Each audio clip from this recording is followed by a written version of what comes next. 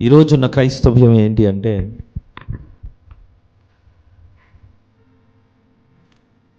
దేవునితో సంబంధం లేదు.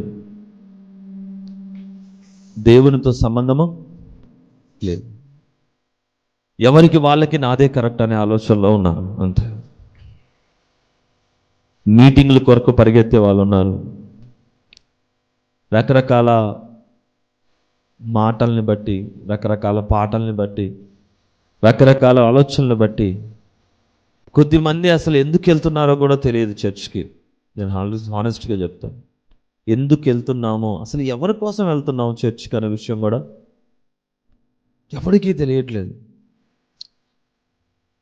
ఒక్కరైనా ఆలోచిస్తున్నారా, నేను దేవుడు ఈరోజు నా చర్చిలో నా ముందు ఉంటాడు, ఆయన నా ప్రార్థన ఈరోజు వినబోతున్నాడు,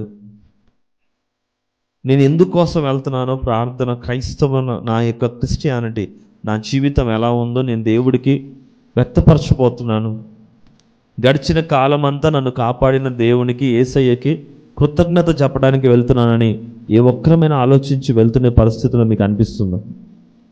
ఈరోజు ఎన్నో చర్చెస్లో, ఎంతో క్రైస్తవ జీవితాల్లో నేను అలాంటివి చూడట్లేదు.